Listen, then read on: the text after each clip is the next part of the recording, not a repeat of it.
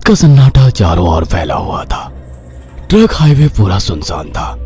चारों ओर ठंड से हाड़ कपा देने वाली ठंड चल रही थी। हाईवे के चारों ओर घना जंगल था। उसी हाईवे पर एक मर्सिडीज दौड़ रही थी।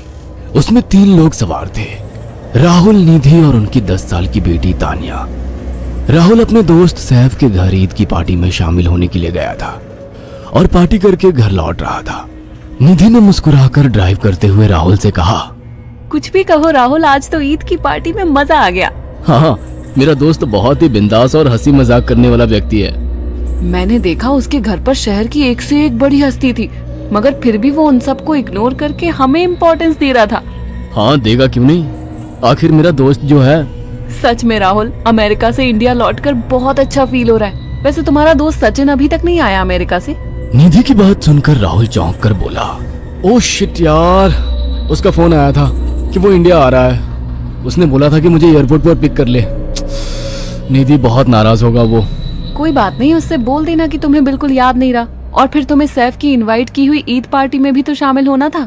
निधि ने इतना बोला ही था कि उसकी बेटी तानिया ने अपनी माँ की ओर देखकर कहा, मुझे भूख लगी है माँ, और प्यास भी।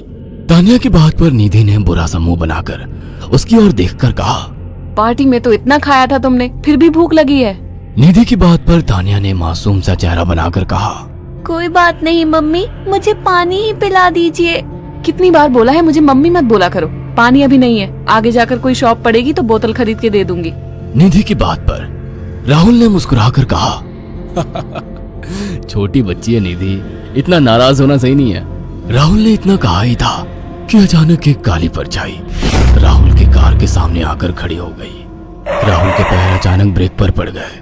गाड़ी तेज रफ्तार में थी। ब्रेक अचानक लगने से पलटते पलटते बाल बाल बची थी। राहुल के चेहरे पर भयानक ठंडी में भी पसीने की बूंद टपकने लगी। वो दोनों कार से बाहर निकल आए। निधि ने डरते हुए कहा, आखिर कौन था ये? ऐसा लगा जैसे कि कोई भयानक काली परछाई मेरे कार के सामने आकर खड़ी हो गई हो। वह दोनों काली रात के सन्नाटे में इधर उधर देखने लगे। तभी निधि को एक घने पेड़ के पास 2 चमकीली हुई आंखें दिखाई दी। उसकी आंखें बिल्कुल भेड़ियों की तरह लग रही थी। निधि ने चीखते हुए राहुल से कहा, राहुल देखो कौन है वो, जल्दी से गाड़ी में बैठो, मुझे बहुत डर लग रहा है। राहुल ने उस तरफ देखा तो उसके रोंगटे खड़े हो गए। वो दोनों गाड़ी के अंदर बैठने ही वाले थे कि अचानक एक अजीब सा चेहरा वाला भयानक सा आदमी बिजली की रफ्तार से उनके सामने आकर खड़ा हो गया। राहुल ने देखा कि उसका चेहरा बिल्कुल सड़ा हुआ था और उसकी आंखें भेड़िए की तरह चमक रही थी। उसके लंबे लंबे बाल उसके कंधे तक आ रहे थे और उसके दांत भेड़िए की तरह बाहर की ओर निकल रहे थे। हाथों की जगह नुकीले पंजे थे। राहुल को देखकर अजीब से अंदाज में हंसने लगा, मगर जैसे ही राहुल की नजर उसके कपड़ों पर गई, राहुल की आंखें फटी की फटी रह गई। वो हकलाते हुए बोला, भाईजान, भाईजान, मुझे माफ कर दो, मुझे छोड़ दो। राहुल ने इतना कहा ही था कि अचानक उस अजीब से दिखने वाले भयानक आदमी ने अपने पंजों से राहुल की गर्दन कसकर पकड़ ली और एक ही सेकंड में उखाड़ कर जमीन पर फेंक दी। राहुल के धड़ से लाल रंग का खून का फुहारा फूट पड़ा। इस भयानक मंजर को देखकर निधि के गले से एक जोरदार चीख निकल गई। निधि इससे पहले भागती कि अचानक उस भयानक दिखने वाले आदमी ने निधि को पकड़ लिया और अपने नुकीले पंजे उसके पेट में गड़ा दिए और उसकी अतड़ियां बाहर निकाल दी। निधि की एक दिल दहला देने वाली चीख सन्नाटे को चीर गई। अचानक हवा का एक बवंडर उठा और वो भयानक सा दिखने वाला व्यक्ति देखते ही देखते बवंडर के साथ गायब हो गया। तानिया ने डरते डरते निधि के मोबाइल से पुलिस और सैफ को बुला लिया और कुछ ही देर में वहां चारों ओर पुलिस की गाड़ियां थी। पुलिस ने राहुल के दोनों दोस्त सैफ और सचिन को वहीं बुला लिया। इंस्पेक्टर अर्जुन ने दोनों से कहा, मैंने ऐसी हत्याएं अपने करियर में कभी पहले नहीं देखी। ये काम तो ना किसी जानवर का लगता है, ना ही किसी इंसान का। सचिन कपकपाती हुई आवाज में बोला, आप कहना क्या चाहते हैं? कुछ कह नहीं सकता। जिस किसी ने भी इन दोनों को मारा है उससे एक बात तो साबित होती है कि वो इन दोनों से हद से ज्यादा नफरत करता था। अब सारी सच्चाई तो ये बच्ची ही बता सकती है। इतना बोलकर इंस्पेक्टर अर्जुन तानिया के पास चला गया, जो बेहद डरी हुई थी। तानिया ने आंखों देखी सारी घटना इंस्पेक्टर अर्जुन को बता दी। तानिया की बात सुनकर इंस्पेक्टर अर्जुन कंफ्यूज चेहरा लेकर मोबाइल पर किसी से बात करने लगे। सचिन इंस्पेक्टर के पास आ गया और सैफ भी डरता हुआ इंस्पेक्टर अर्जुन के पास आकर बोला, क्या हुआ इंस्पेक्टर? तानिया ने क्या बताया? उसने जो बताया वो काबिल यकीन नहीं है। उसकी बात पर किसी भी तरह से यकीन नहीं किया जा सकता। फिर भी कुछ तो बताया इंस्पेक्टर। हाँ, उस बच्ची के मुताबिक एक भूत ने निधि और राहुल को बड़ी बेदर्दी से मारा है। इंस्पेक्टर की बात सुनकर दोनों बुरी तरह से चौंक गए। क्या मतलब है इस बात का? बच्ची बेहद डरी हुई है। हम आगे की तफ्तीश जारी रखेंगे। निधि और राहुल तो चले गए, अब तानिया को मैं रख लूंगा। नहीं, राहुल मेरा अच्छा दोस्त था। तानिया अब मेरे साथ रहेगी। देखिए, बच्ची के माँ बाप अब इस दुनिया में नहीं है और आप दोनों भी शादीशुदा है। मुझे नहीं लगता कि आप दोनों बच्ची की सही से देखभाल कर सकते हैं। मेरी कोई औलाद नहीं है। मैंने अपनी पत्नी को फोन कर दिया है, वो भी IPS ऑफिसर है। ये बच्ची आज से मेरे साथ रहेगी। उसका मासूम चेहरा मेरे दिल में उतर गया है। अब तुम दोनों जा सकते हो।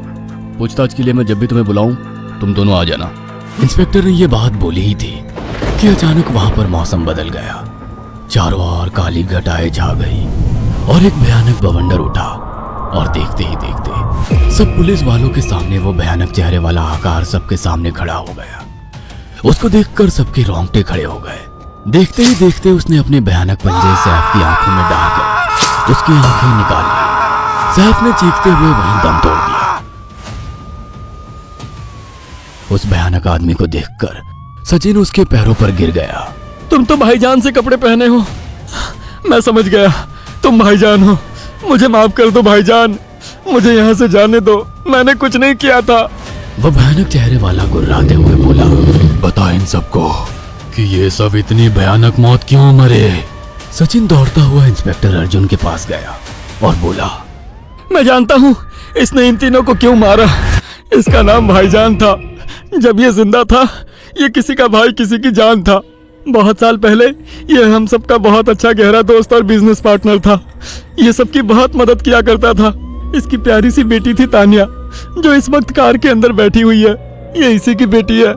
भाईजान अपने सारे पैसों से एक बहुत बड़ा हॉस्पिटल खोलना चाहता था जिससे गरीबों का मुफ्त इलाज किया जा सके, मगर हम तीनों इसके लिए तैयार नहीं थे। हमारी नीयत उसकी दौलत पर खराब थी और एक दिन हम सब धोखे से ईद के दिन भाईजान को यहाँ ले आए और इसे मारकर फेंक दिया। तो फिर तुम सबने इसकी बेटी को क्यों जिंदा छोड़ दिया?